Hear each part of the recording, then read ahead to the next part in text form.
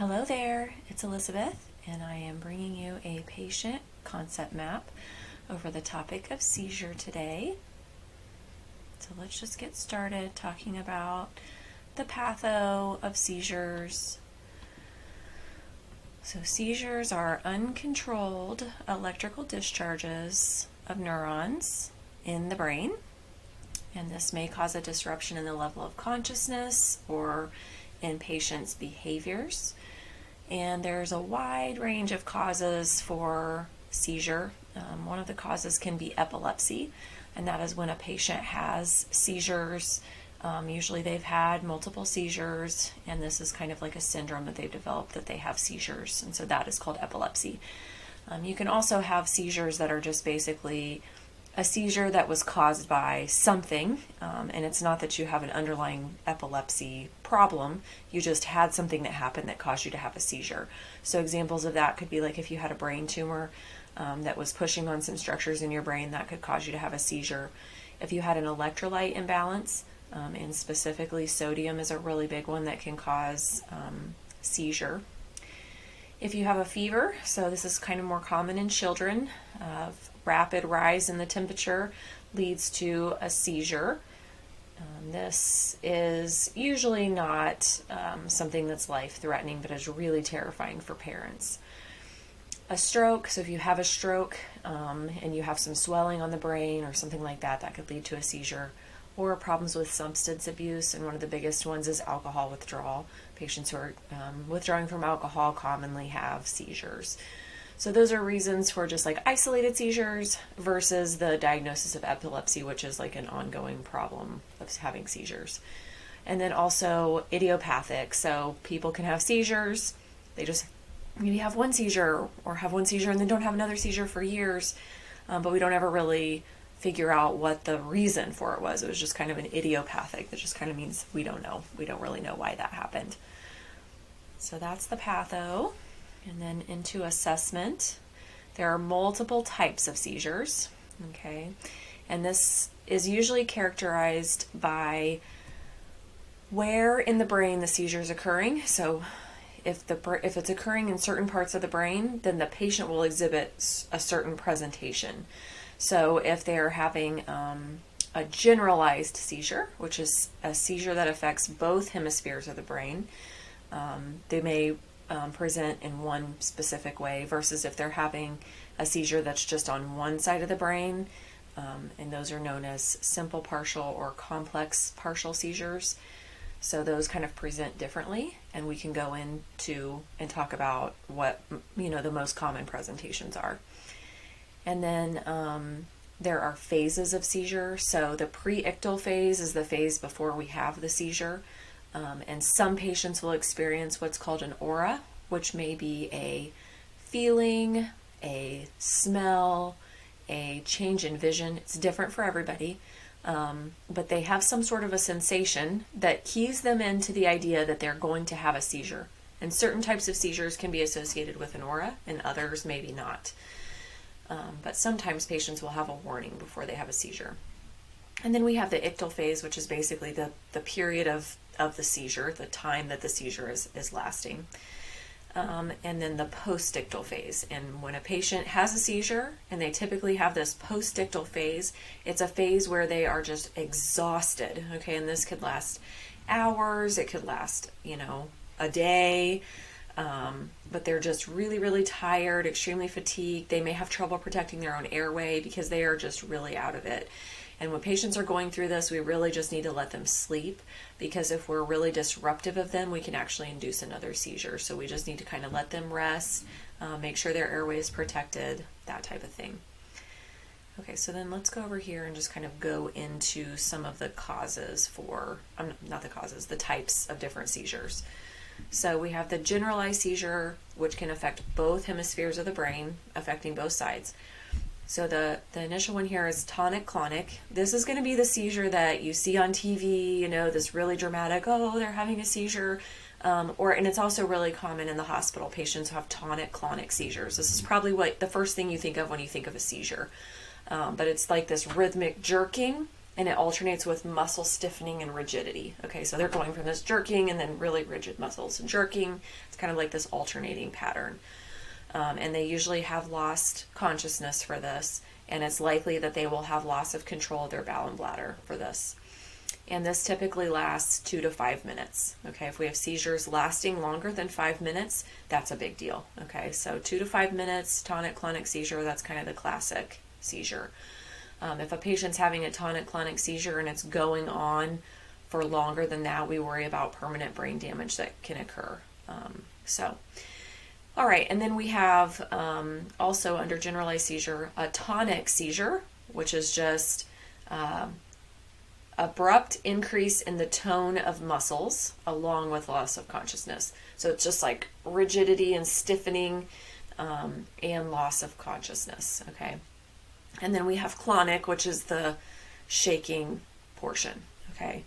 And that typically goes along with loss of consciousness as well. Then myoclonic, which is a brief jerking or stiffening of the extremities that occurs singly or in groups, could be unilateral or bilateral. So this may be like a jerking that kind of happens on one side of the body or just within one muscle group. And then atonic, which is where we just have loss of tone. So we go from like standing, walking to just drop, nothing, no tone, no control of our muscles at all whatsoever. Okay, and so you may hear this referred to as a drop seizure. And because it just happens so abruptly where we just completely lose muscle tone, they're at high risk for having an injury. Then we have the absent seizure, which is where this is more common in kids, could also be in the elderly. I mean, anybody could have it, but it's more common in kids, I think, where we're just absent for a few minutes. We're sitting there and we just are staring off into space and we're not with it. So kids can have this, and people think, they're just like zoning out, or they're just daydreaming or whatever, but really they're having a seizure. So these can be kind of difficult to pick up on and notice that they're having. And these can include automatisms, okay, which is less common in this type of seizure, but it can happen, which is basically just like a rhythmic kind of movement that somebody might do. So it might be like blinking, or it might be like moving your mouth a certain way, something like that. And this lasts about 10 seconds. So it's short, and that's another reason why it might be missed easily. And so then those were the generalized seizures, okay, affecting both hemispheres. Now we're going to talk about partial seizures, okay? And you might hear this referred to as a focal seizure because it's more focused on one side of the brain. As time goes on in healthcare, we change names of things and then it gets to be kind of confusing. But these are considered partial seizures, and if you just remember, it only affects one part of the brain. It affects half. One hemisphere or the other hemisphere of the brain. And there's two different types of partial seizures. We have a complex partial seizure, which may cause loss of consciousness. If you just remember, it's more complex because they're probably going to lose consciousness. So they may black out. They may have these automatisms, and the automatisms are just non-purposeful types of behavior. So they're doing some sort of a behavior, but it doesn't actually, it's not like they're reaching for something to get something and do something. It's just like a non-purposeful movement. So this could be lip smacking, okay, rubbing of the hands. I mean, it could be anything, any kind of movement that is just, they're just doing something. Bicycling movements is another example. So these complex partial seizures last 20 seconds to minutes. Okay, so they last a little bit longer than the absent seizures. Okay, and these are more strongly associated with the automatisms than the absent seizures. Then we have simple partial seizures. So these are simple because the patient remains conscious for this. And this may be described as a déjà vu sensation. So the patient just may have like a déjà vu sensation. They may have an aura prior to the seizure. These are strongly associated with aura. That I talked about how they could have like the certain just visual change or smell. that they notice, or something along those lines. And these simple partial seizures typically have just one-sided movement of an extremity. Okay, so one extremity is having like rhythmic jerking or something like that. So then we have unclassified idiopathic seizures, and this is just seizures that are unclassified. So we can't say like, oh, it's a partial seizure or it's a generalized seizure. It's just kind of unclassified and it's idiopathic, so we don't really know. We don't really have a classification for it. And this accounts for half of all seizures. So quite a lot there. Okay, and then we can talk about the tests that we use for seizure.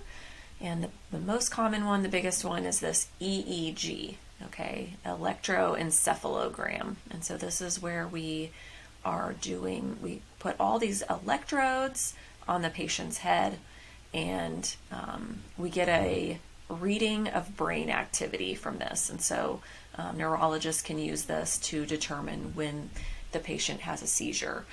So this might be particularly helpful to just diagnose seizures and say, oh yes, this is a seizure, this is what it looks like on the EEG. You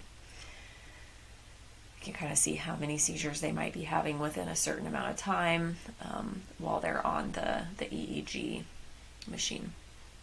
And then they might do other tests, but this would mostly just be used to rule out underlying pathology. And so pathology just means like a disease or an underlying problem that's causing the seizure. So CT and MRI, so if the patient has had, if they have a brain tumor, or if they have some swelling of the brain for another reason, something like that, we could detect that on CT or MRI.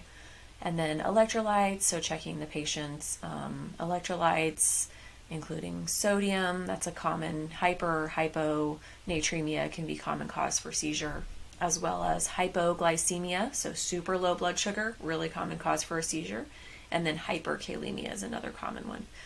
And then other tests that might be used commonly would be alcohol, urine, drug screens. Alcohol test, which is usually a blood test, and then urine drug screens. So those are the other types of tests we might use to just kind of determine why a patient's having a seizure.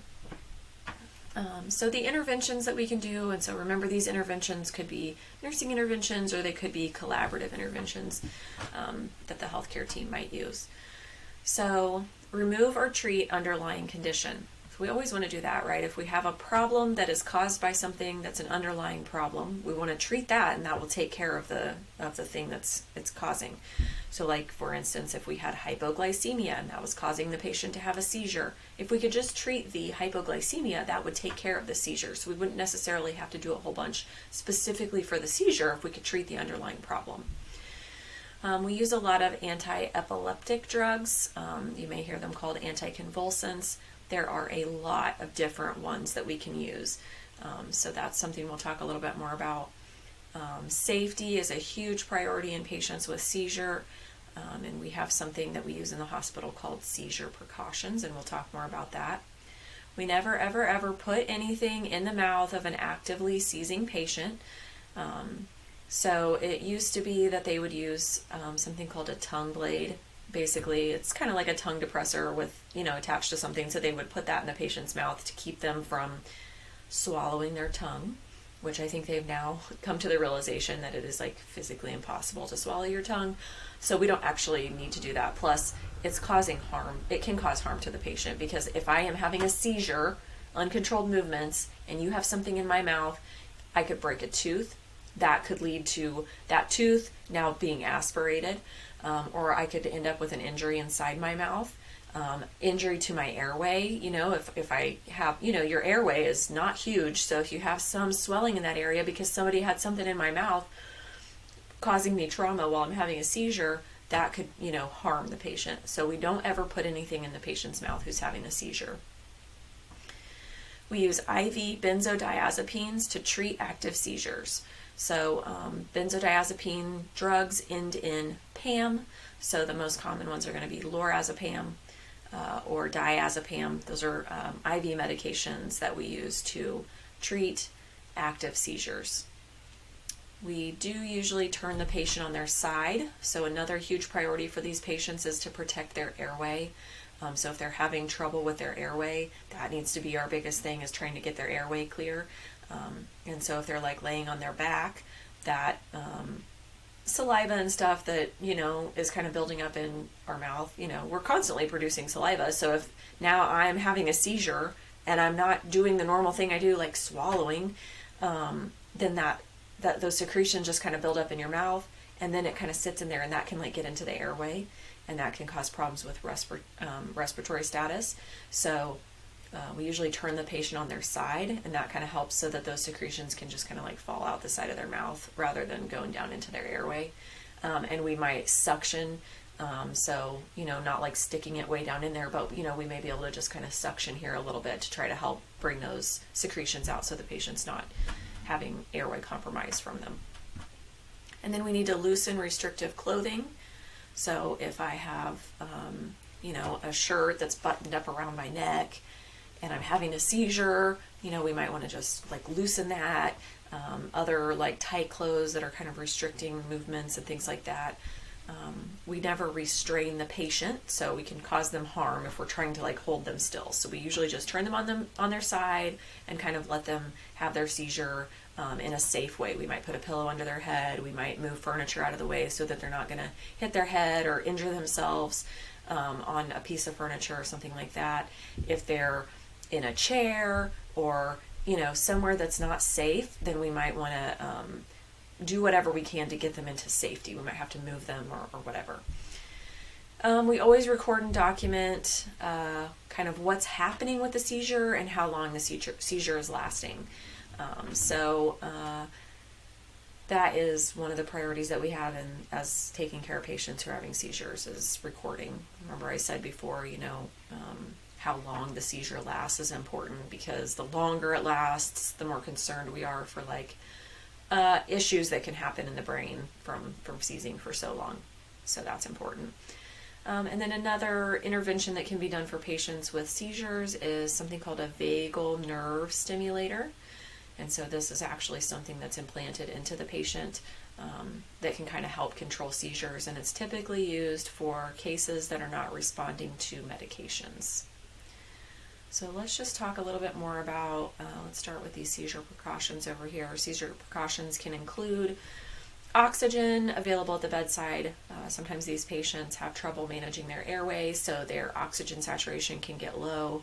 And if that occurs, they can have anoxic brain injury. So they've lost oxygen long enough that they've, can have problems with their brain tissue.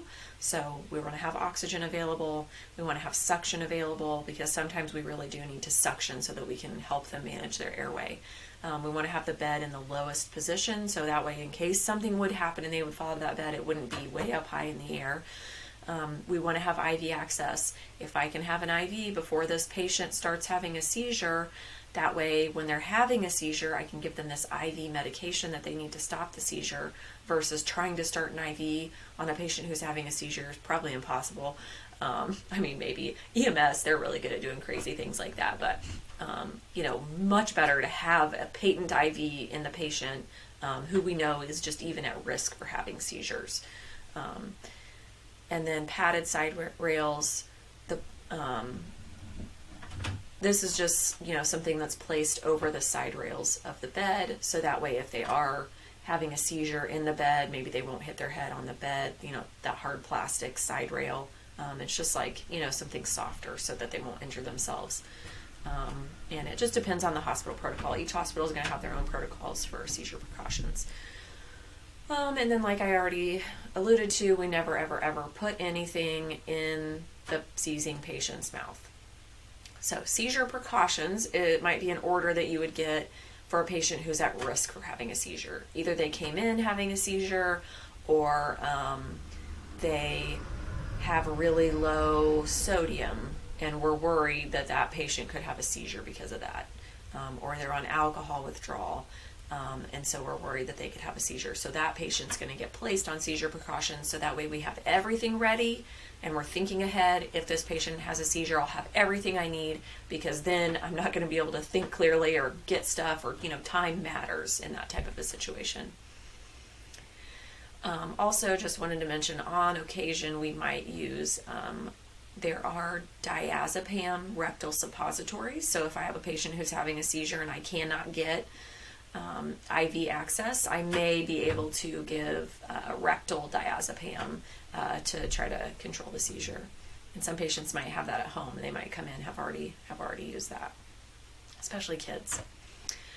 Okay, so then some of the anti-epileptic drugs or anticonvulsant drugs. So we have the first class, it's not really a class, the first section we're going to talk about are like controller medications. So the medication I take every single day to try to keep me from having a seizure, okay? And examples of this include fosphenytoin, levetiracetam, topiramate, lamotrigine, valproic acid. There are tons of seizure meds, so those are some examples. And then phenytoin's a really common one, and it has a lot of side effects. So it doesn't get along well with a lot of other medications. It doesn't get along well with a lot of foods. So the patients have to like really pay attention to what they're taking and what they're eating when they're on phenytoin. Phenytoin can also cause a side effect known as gingival hyperplasia, which is basically where the gingival tissue, which is, your gums in your mouth, they overgrow. So hyper means increased, and plasia means like cellular production. So we have increased cellular production of the gingival tissue. So our gums get really big and puffy, okay? And sometimes, like, if you've ever seen this, you kind of know what it looks like. You look at that and you're like, oh my gosh, look at how big their gums are. They kind of like, it kind of can hang over their teeth. And so because of this, patients have problems with oral hygiene because food can easily get stuck underneath that gum tissue. So these patients need to have really good oral hygiene. That's the biggest thing with phenytoin, okay?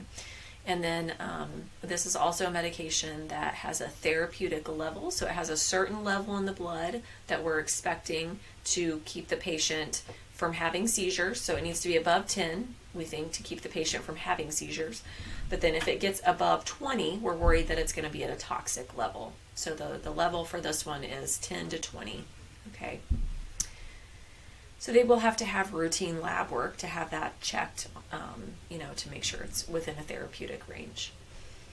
And then we always need to remember that patients who are taking anticonvulsant medications, they shouldn't just stop taking the medication. So I think some patients feel like, oh, well, I've been taking this for a year, I haven't had a seizure, surely I can just stop taking it now, right?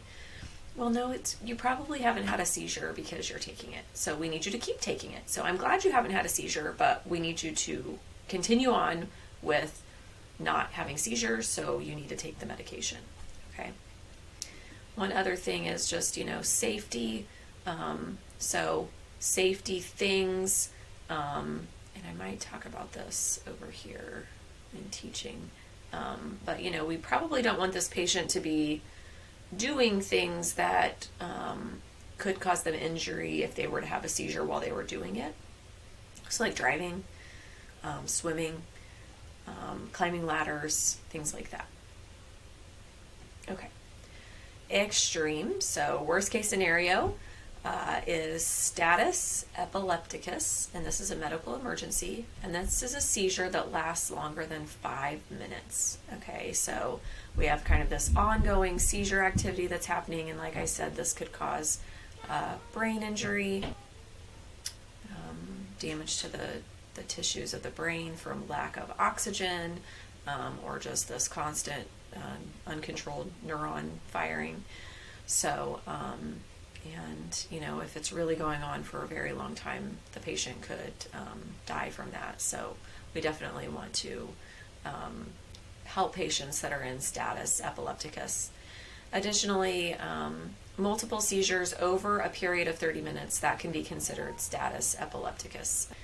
And so some serious things that can happen to patients who are having seizures are hypoxia, so we're having decreased oxygen available in the bloodstream, and that can cause long-term problems. Hypotension, the patient could become hypotensive, and then hypoglycemia. So we are using a lot of energy to have a seizure. So this can decrease our blood sugar, and this is more common in children as well. But if a patient's, having a seizure for quite a while, they need to have their blood sugar monitored to make sure it's not getting too low. Nursing diagnosis, the biggest one is risk for injury. Okay, these patients are out of control of their body, so they can easily be injured. And then for teaching, we want to suggest that they are going to follow state laws regarding driving in relation to seizures. So the common one that I know of is if they have had a seizure within the last 6 months, they should not be driving. If they have had controlled seizures for longer than, if it's been longer than 6 months since they've had a seizure and now everything's under control, they may be able to drive again. But we just have to follow state laws for that. And the neurologist usually knows what that is. And then routine blood draws are required for many anticonvulsants, so they may have to go in on a routine basis and have their lab checked. They should wear a medic alert bracelet, so if we know they have epilepsy, that would be nice. That way maybe we're not testing every single thing if they have a seizure to try to figure out what the underlying cause is if we know they already have epilepsy. And then the family should understand how to keep the patient safe and what to do during a seizure. So teaching the family, if the patient has a seizure, roll them on their side, time the seizure, loosen restrictive clothing, do not put anything in their mouth, that type of thing. And then proper rest and stress reduction can help reduce breakthrough seizures. So we just need to teach our patients that, don't do something that's extremely stressful, or if you do, know that you may have a seizure as a result of that. And then anticonvulsants should not be discontinued without instruction from the provider. So it's one of those really important medications that we don't just abruptly stop taking, because then likely we'll end up back where we started with seizures. So that is the information I have for you on seizure, and I hope everybody learned something.